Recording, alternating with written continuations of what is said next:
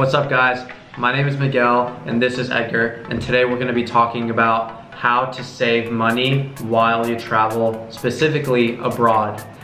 So we're going to hop right into it. So it's really important that you figure out how you're going to get your transportation. Transportation can be extremely expensive if you don't do it right. The most common thing and a lot of things that people recommended I do when I was there was to take the Eurail and take the train around. Now that sounds like a good idea if you only want to go to 4 countries. When I went with my buddy Kevin, we really wanted to see more than that. We wanted to see 10 countries. So we figured out the cheaper way to do that would be to use this brand called Flixbus. Flixbus does extremely cheap bus tickets and they go all around Europe. They go from edge to edge. So we were getting, our most expensive one was $50 and that was a 12-hour bus ride. Our cheapest one was a 6-hour bus ride and that was only $12. So it's really just like, it's more important that you use this if you want to see as many things as possible. And keep in mind that while you travel, whether it's a small distance or a large distance, you're able to go between countries for minimal amount, because what a lot of people do is they end up spending money on taking, EasyJet, which is the cheapest airfare that they kind of offer, and what I've done in the past. But using the bus system, specifically Flixbus, like he mentioned, is going to save you tons of money overall that you're going to be able to either pocket or spend on other things such as food or accommodation. And yeah, Flixbus really, it's not that bad. It's a full bus, usually double-decker. They have Wi-Fi on there, good air condition. You meet a lot of good people on these, and it's actually a really fun way to get around. Now the next important part to traveling is when you're in a specific city, for example, Prague or Rome or Amsterdam, you can buy passes where you have unlimited train travel, local train travel, for 3 days at a time. So when I was in Prague, I paid for unlimited public transit travel for like 15 bucks. And that allowed me to get wherever I wanted in their city's rail system. And it's really just the best way to get around. Yeah, and I actually went to London, and when I was there, what we did was we took the tube and we also took their bus system, which again, using public transportation is key to saving money. And in the case of London, their public transportation is literally perfect. Like, the buses were always on time. We never had an issue. Super clean, unlike here in the US where, they're not exactly the cleanest, nicest buses you want to be on. But in London, they were, very well maintained. It was just very easy to get from point A to point B, so I highly recommend that. And it's something you really want to do. Using taxis and Ubering around will add up to the price of one of these passes so fast. And it's great because a lot of these, depending on where you are, in Vienna they run until 3 or 4 in the morning, so when you go out to bars or something, you just have the easiest way home, and you can almost get to any corner of any city with these passes. And a lot of times what you can do is you can get like the cards, like I know in London they call them Oyster cards, that you just load up with 10 bucks or 15 bucks or whatever, and you're able to kind of track how much money you have left, so you can see how much you're spending, and you literally don't have to carry cash on you. You just scan it and you're good. Yeah, that's the way to do it. Alright, so probably the next way to save a lot of money while you travel is to get your accommodations down. Depending on what type of traveling you're doing or how long you're there for, there's a lot of ways that you can save a lot of money.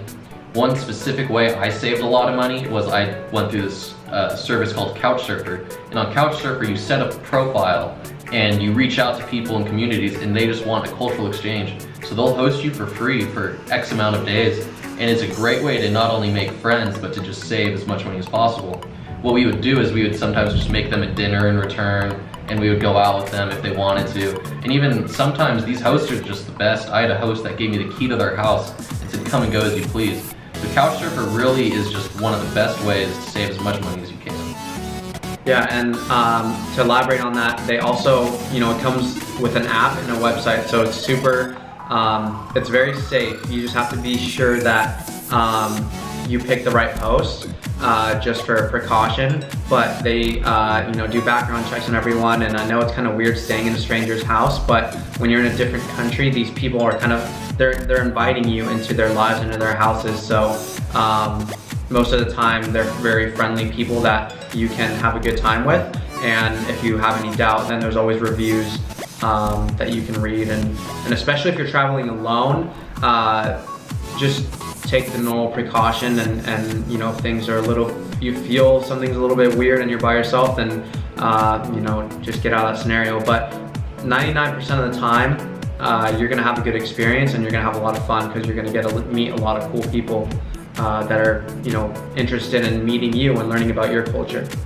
Yeah, it's really the best.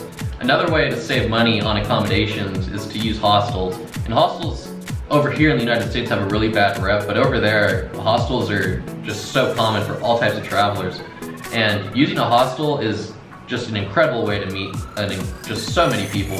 There's always so many people from around the world when you're in these hostels. And these hostels usually, you know, you have your full shower, sometimes they have gyms in them, pools, and they have some really nice hostels. There's also a website called hostels.com, hostels with a Z.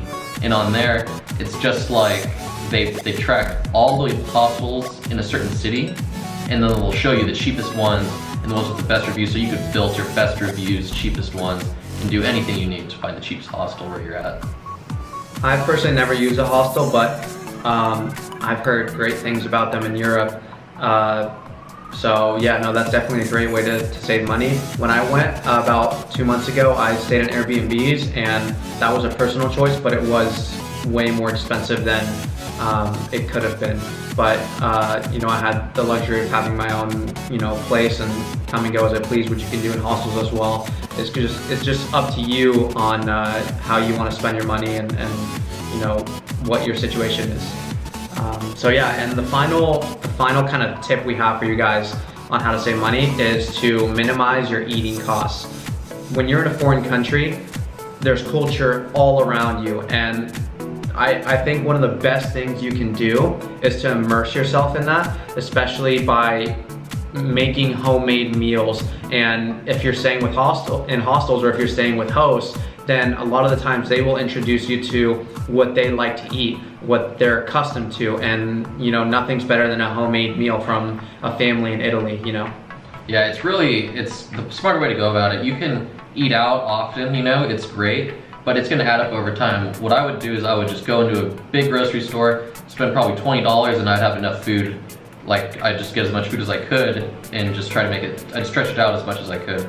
In hostels, you have kitchens usually, and if you're with a host, you definitely have a kitchen. So that's just a great way to get your own home-cooked meal. And you can also just buy smaller, nutritious snacks from there, like nuts, and things that'll just fill you up and won't cost too much money, because that's probably the best way to do it. Another thing, because we all like to go out, and we all like to go to bars and such, bars are tourist traps. They're charging insane amounts of money just for a drink. I paid $8 for a beer in Iceland. But so basically the way to get around that is you buy your liquor from the grocery store and drink before you go. Because I just experienced that firsthand, where I was paying almost $10 for one drink when I could buy like 6 for that same price. So that's really a better way to go about having a good night, and if you want to go out and if that's the type of thing you like to do. Yeah guys, so that basically sums it all up. You know, I really hope this helped, and to kind of give you guys a recap, you know, there are a couple ways you guys can save money, and one of those is by using Flixbus or public transportation, which is, you know, a huge cost to people if they use Ubers and taxis. Second is to either stay in a hostel or find a host. You know, there's an app called Couchsurfing that you guys should check out, and I think you'll really like it. You know, third and fourth is make sure you guys buy your own food and don't waste your money on alcohol and liquor. It's gonna save you a great deal amount of money, and I think you guys are gonna have an overall amazing experience regardless, and you might even be able to stay, instead of 2 weeks, 1 or 2 months for that same amount of money. So thank you for watching, and make sure to subscribe, like, and comment down below. I'll make sure to link both of our YouTubes down below, and yeah, check it out, give us a thumbs up. Thank you. Thank you.